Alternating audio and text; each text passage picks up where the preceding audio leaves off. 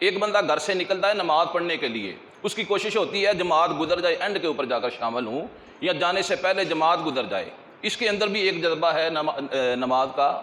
ایک بندہ جلدی جلدی نکلتا ہے کہیں میری تکبیر اولا قضا نہ ہو جائے، وہ کہیں مس نہ ہو جائے، اس کے اندر بھی اللہ نے ایک جذبہ پیدا کر رکھا ہے۔ ایک بندہ مسجد میں 10 منٹ پہلے آ جاتا ہے تو 4 رکعت نماز کو خشوع و خضوع کے ساتھ لمبا کر کے پڑھتا ہے، ابھی کافی وقت پڑا ہوا ہے۔ ایک بندہ کسی دوسرے کو پکڑ کر ادھر بیٹھ کے گپ شپ لگانی شروع کر دیتا ہے۔ دونوں کے جذبے کے اندر، دونوں کے ذوق اور ولولے اور شوق کے اندر اللہ تعالیٰ کی ذات نے بڑا فرق رکھا ہے۔ حضرت سیدنا موسیٰ علیہ السلام کوہ طور کے دامن کے اوپر پہنچے 70 افراد کا قافلہ لے کر، اور جب حضرت موسیٰ علیہ السلام کوہ طور سے چند قدم پیچھے تھے، کچھ فاصلہ بھی رہتا تھا، وَمَا أَعْجَلَكَ عَنْ قَوْمِكَ يَا موسیٰ، موسیٰ علیہ السلام 70 افراد کو پیچھے چھوڑ کر خود کوہ طور کی طرف بڑھ گئے، کوہ طور کے اوپر چڑھ گئے۔ کوہ طور کے دامن میں اللہ رب العزت کی ذات کے ساتھ ہم کلام ہونے والے، اللہ سے باتیں کرنے والے موسیٰ کلیم اللہ تعالیٰ کی ذات نے فرمایا کہ موسیٰ کیا بات ہے کہ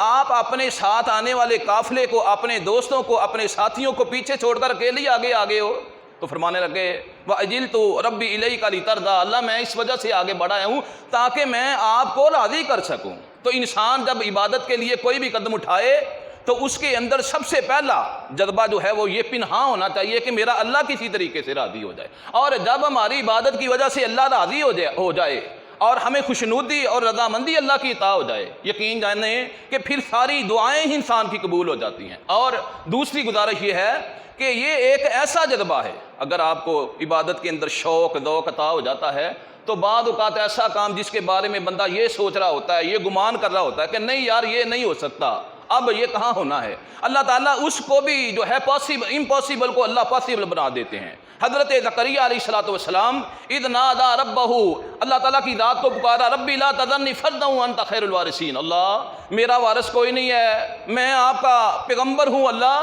آپ ہر جو ہے انسان کو وارث عطا کرتے ہو، اللہ مجھے بھی وارث عطا کر دیجئے، وانت خیر الوارثین، اور آپ وارثین کے اندر سے بہترین آپ ہستی ہیں۔ 90 سال کی عمر ہے، عبادت کا شوق اللہ نے دیا ہوا ہے، آگے سے جواب یہ تو نہیں آیا آپ کسی حکیم کے پاس چلے جائیں 80 سال کی عمر میں کہ مجھے اولاد چاہیے، وہ آپ کو کہے گا بھائی آپ کا ذہنی توازن صحیح ہے، 90 سال کی عمر ہے۔ اللہ تعالیٰ کی ذات نے آگے سے یہ نہیں کہا وقت گزر چکا ہے، اب یہ کون سا ٹائم ہے اولاد مانگنے کا، اب یہ کون سا وقت ہے اولاد کو حاصل کرنے کا۔ اللہ تعالیٰ کی ذات فرماتی وَوَهَبْنَا لَهُ یحییٰ، ہم نے ان کو یحییٰ علیہ السلام عطا کر دیے۔ اور پھر اللہ فرماتے انہم کانوا یسارعون فی الخیرات ویدعوننا رغبا ورہبا وکانوا لنا خاشعین، یہ حضرت زکریا علیہ السلام اور ان کے ماننے والے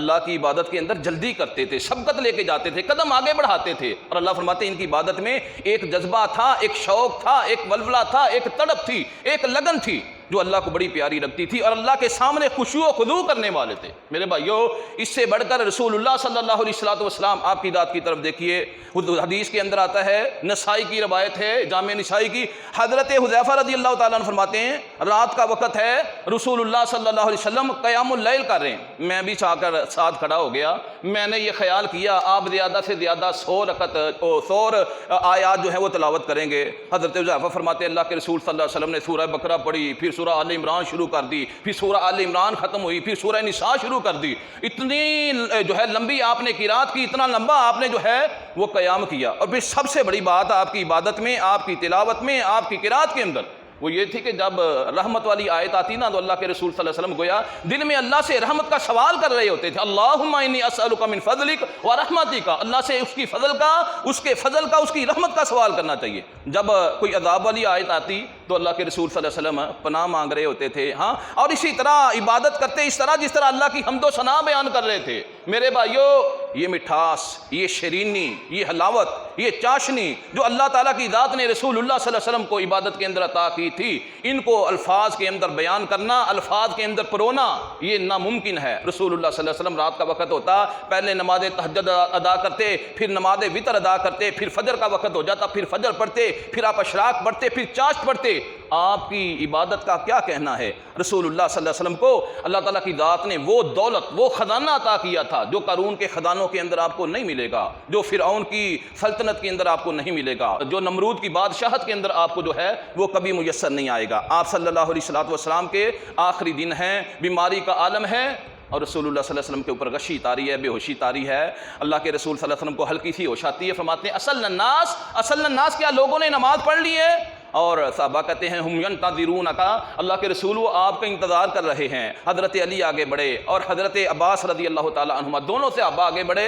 رسول اللہ صلی اللہ علیہ وسلم کو سہارا دے کے اور کاندھوں کے ساتھ آگے لے کر جایا گیا۔ حدیث کے الفاظ ہیں جب اللہ کے نبی صلی اللہ علیہ وسلم کو صحابہ لے کر جا رہے تھے، آپ کے پاؤں جو ہے زمین کے ساتھ گھسٹ رہے تھے اور لکیریں بن رہی تھی زمین کے اوپر، اور اللہ کے رسول صلی اللہ علیہ وسلم کو یہ فکر لاحق تھی کہ کہیں میری نماز نہ رہ جائے، کہیں میرے صحابہ کی، میرے ماننے والوں کی نماز نہ رہ جائے۔ میرے بھائیو، اگر یہ جذبہ آج ہمارے اندر پیدا ہو جائے کہ میری نماز نہ رہ جائے، میری جماعت قضا نہ ہو جائے اور میری تکبیر اولیٰ نہ رہ جائے، میرے بھائیو بڑا بلند مرتبہ اللہ تعالیٰ کی ذات ہم کو عطا کر سکتے ہیں۔ لیکن فقط ضرورت اس چیز کی ہے اس خوشبو کو محسوس کیا جائے۔ یہ عبادت کی خوشبو ایسی خوشبو ہے جو چاروں سو پھیلتی چلی جاتی ہے، کبھی مشرق کی طرف، کبھی مغرب کی طرف، کبھی شمال کی طرف، کبھی جنوب کی طرف۔ آخری گزارش میں یہ کروں، امام محمد بن منقدر ان کے بارے کے اندر آتا ہے، انہوں نے رات کے 3 حصے کر رکھے تھے، جس کو ہم کہتے ہیں نا ٹائم ٹیبل بنا رکھا تھا۔ گھر کے اندر 3 افراد تھے، ہمشیرہ ہے، ماں ہے اور خود ہیں۔ پہلا جو رات کا حصہ ہے اس حصے میں ہمشیرہ اٹھ کے اللہ کی عبادت کرتی،